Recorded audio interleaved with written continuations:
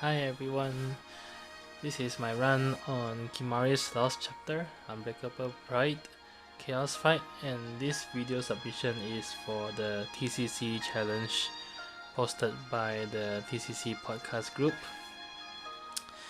I'll put a full description about what the restrictions are in the TCC challenge down in the video description, so do check it out.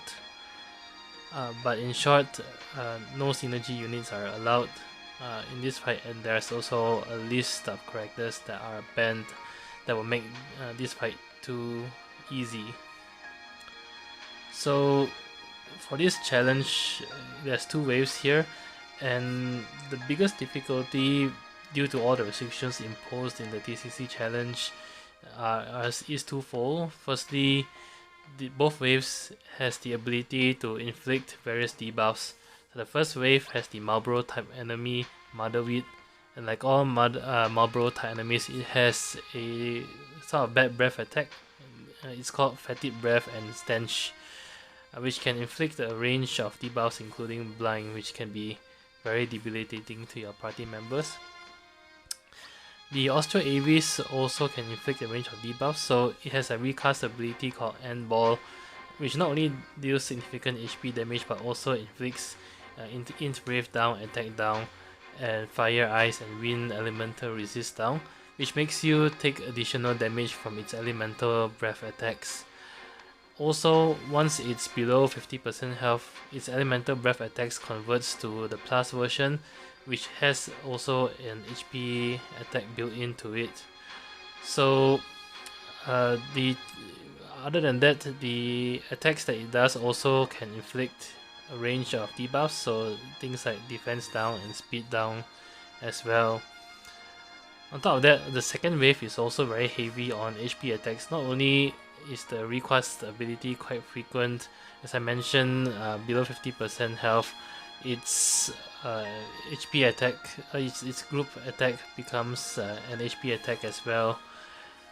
So the challenge with all the restricted characters in place is to try to keep up with the debuffs and the HP damage that the boss can deal. So to prepare for this, the party I made consists of characters that can provide a variety of buffs, in particular framed buffs. So this will enable me to sort of have like a pseudo debuff immunity, in the sense that the boss cannot debuff you if you already have framed buffs taking up the buff slots. And those come in the form of Hope and Ramza support. In addition, Hope and Ramza themselves also provide attack up auras to the party, and together they help ensure that you can still bypass the heavy defenses the Austro Avis will have once it's below 50% health. To also provide another form of frame buff, I use the Leviathan summon. Because the fight is very heavy on HP damage, you will definitely trigger the Leviathan's Blessing, which will provide you a permanent frame buff, providing Brave Regen effect. The Brave Regen effect in itself is very nice, as it helps to provide additional damage, but also of course it takes up an additional buff slot, which helps you to prevent another debuff. To round off the party, I used Machina, mainly because he is excellent DPS at this stage of the game, and my Machina is only at 0 out of 3 realization, but because I put him together with Hope and Ramza that provides him buffs to his attack and max brave, being 0 out of 3 isn't too bad, and he still does quite well in the fight. Overall, in terms of how built my party member is, as I mentioned, Machina is at 0 out of 3, Hope is at 1 out of 3, and Ramza is at full 3-3 realization. So in total, the party took me 4 ingots to bring them to this stage.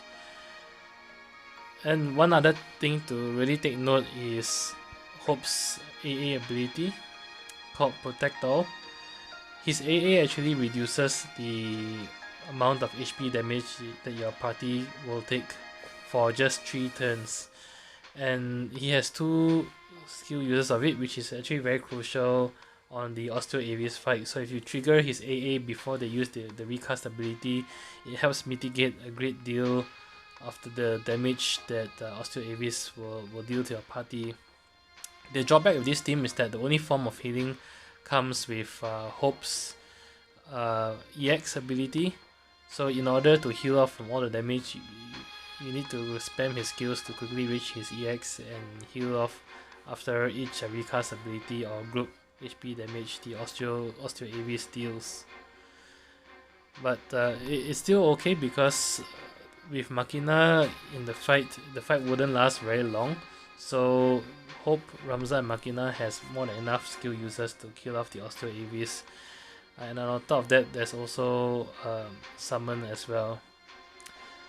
I actually use General Leo as a support unit because I was thinking of finishing off one Osteo Avis and then delaying the other, but I ended up not requiring to use a defense support unit and could finish off the Osteo Avis inside the summon animation.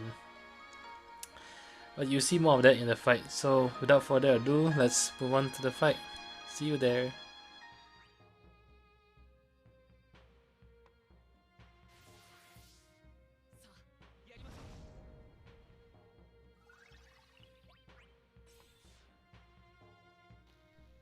Okay, so starting on the first wave is pretty easy.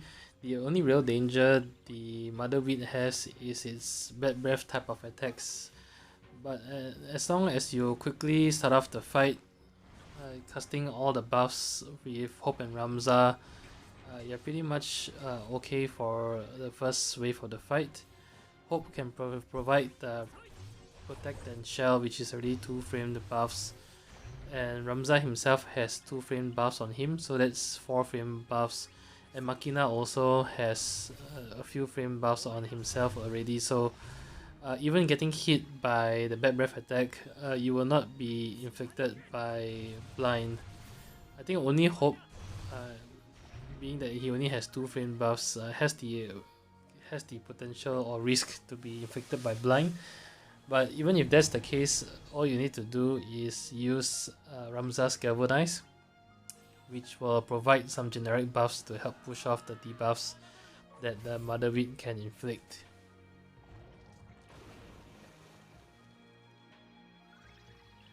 With Machina, I used 1 charge of his LD on the first wave to inflict the Spiral Linchpin debuff, and I saved the other 3 charges for the second wave of the fight.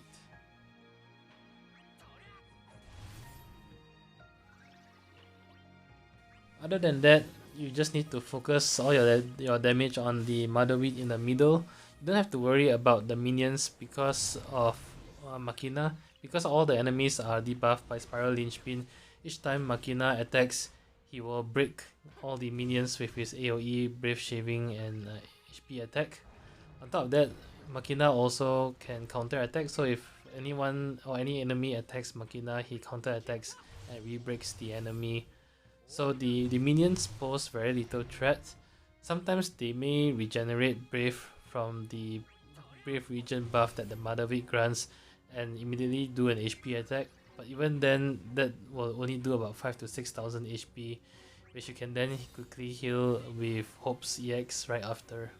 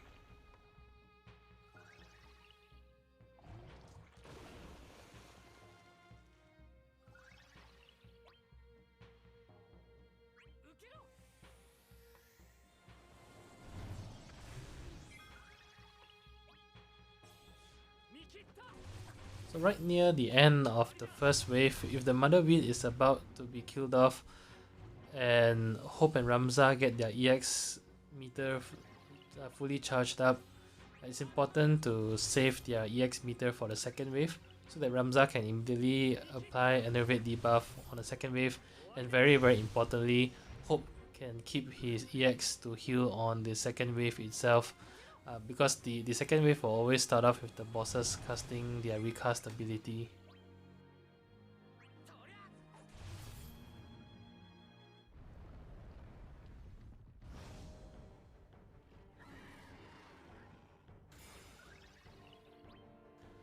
Okay, so the second wave starts off with the boss being able to use End Ball.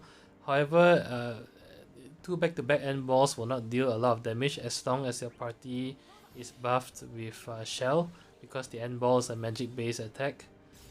And try not to let the attack break you as well. So with Machina, you don't have to worry because his attacks will always refund Brave to him. And Ramza can actually battery the entire party either with his Brave attack, Galvanize, or EX. So just use one of those three to grant the party some Brave before the bosses use End Ball. So here I did not use Hope's EX because I wanted to save it to heal right after they use End Ball.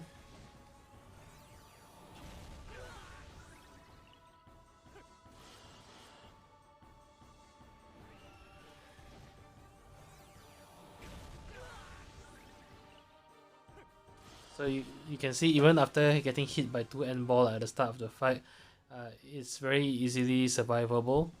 And after that, Hope can just use his EX to provide some good burst healing to the party, so that you can then continue on the fight. Again, you want to apply Machina's LD so that the bosses get debuffed with Spiral Linchpin. And then thereafter, the goal is to focus on one of the Osteo AVs until it's down to 50% health. And then after that, you switch to the second Osteo AVs. That way, you can fully capitalize on the unbuffed defenses at above the 50% HP threshold.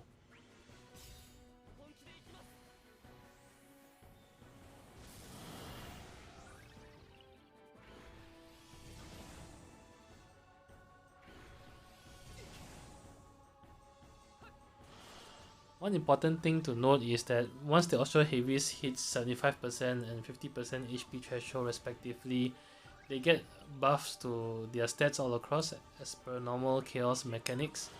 This also means that their recast ability will start to deal more and more damage. In particular, once both Osteo AVs are at below 50% health, both getting hit by 2 back-to-back End Ball can be very damaging and potentially even deadly. And to make matters worse, at below 15% health, their breath attacks can also deal HP damage to the party. But I'll go more into that on how to survive. Essentially, it's making full use of Hope's AA ability to survive the End Ball recast ability at the later parts of the fight.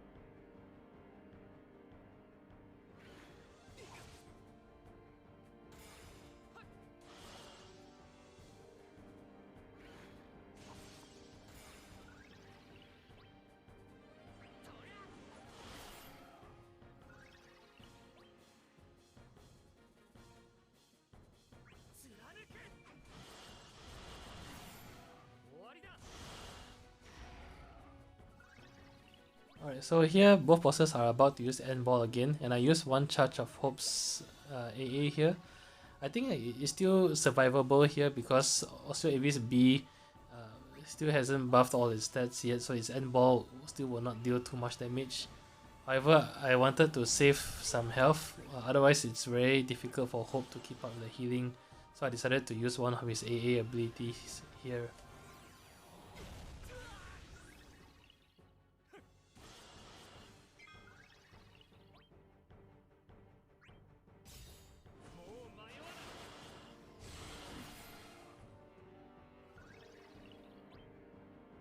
Notice that Machina actually has 6 frame buffs on himself, inclusive of the Leviathan frame buff, so he's actually immune to debuffs. Ramza has 5 frame buffs, so he only gets 1 debuff on him, whereas Hope has 3, so he gets 3 debuffs. But you can actually push off the debuffs from Ramza and Hope just by using Ramza's Galvanize ability. So try to save his Galvanize when you need to push off debuffs from Hope and Ramza.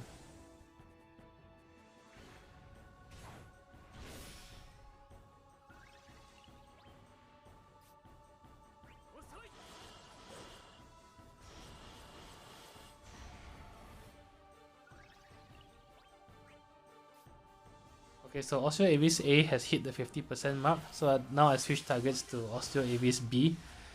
And the reason why you want to do this way of damaging the bosses is so that Osteo Avis B remains at a very high HP level for the first half of the fight, and therefore you just have to deal with one Osteo Avis having buff stats at this point in time while you work on the second Osteo Avis. If you damage both bosses evenly, you will then have to deal with both bosses hitting the 75% and the 50% HP threshold at the same time, and therefore them getting buffs to their stats also at the same time, which makes it much more difficult to manage.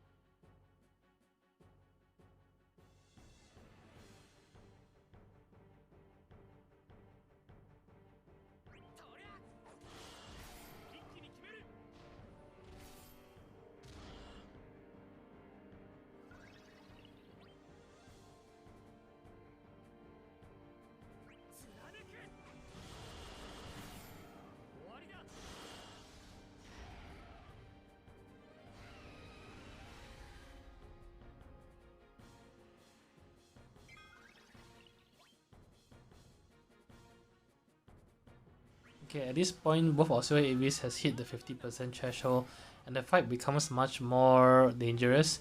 So you have to watch out for their elemental breath attacks as well, which will deal HP damage to the party.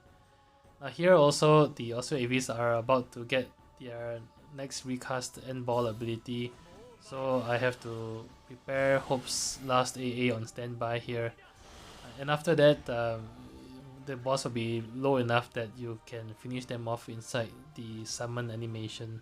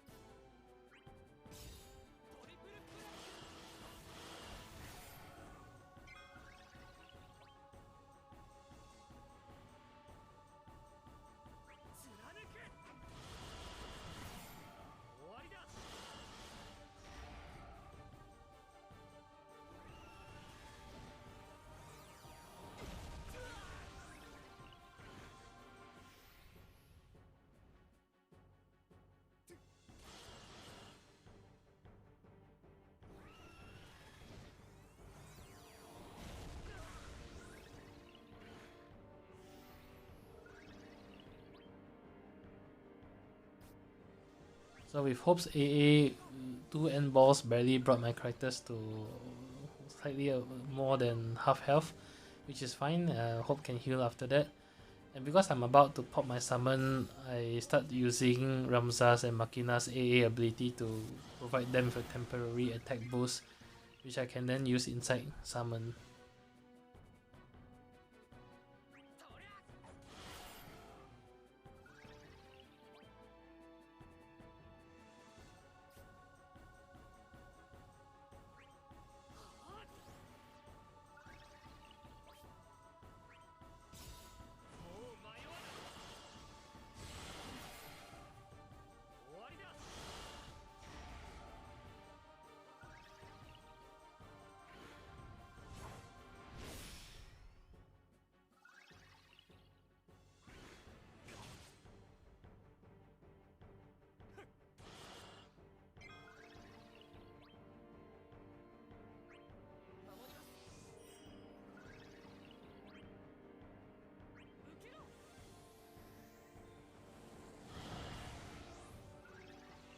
So here, Osteo A is about to use an elemental breath attack which will deal HP damage to the party. And ideally, you want to summon to avoid that. However, given that Osteo B is only targeting one character, that signifies that it's only about to do a brave attack. So I was actually thinking with my party buffed from Shell, even the elemental breath attack from Osteo A shouldn't deal too much damage to my party. In particular, my party is almost topped up in health anyway, so I was thinking of just letting it use the breath attack, and then I will just heal up with my hope right after that. But I think they're actually low enough that you can just spam Awakening with Machina to bring them a bit lower, and then popping Summon to finish them off inside the Summon.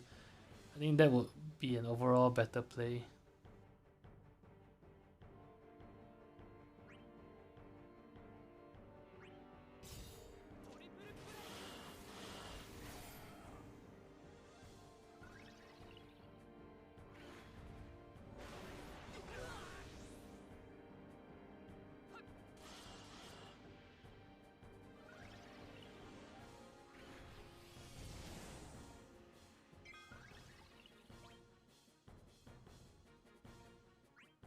Okay, so I took the breath attack, brought my characters to about 60% health or so, which isn't too bad.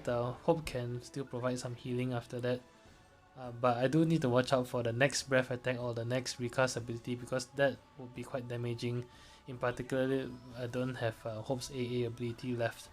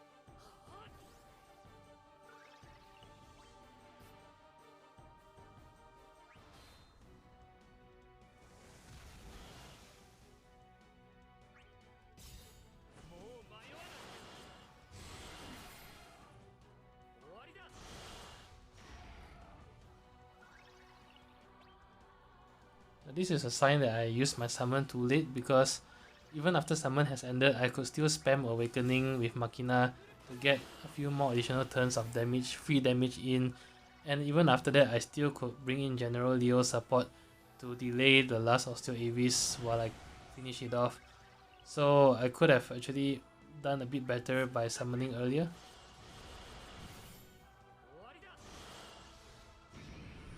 Anyway, that's it. Thank you so much for watching the video. As always, if you like the video, do leave a like, subscribe or leave a comment. Until then, I'll see you in the next Chaos fight. Bye bye.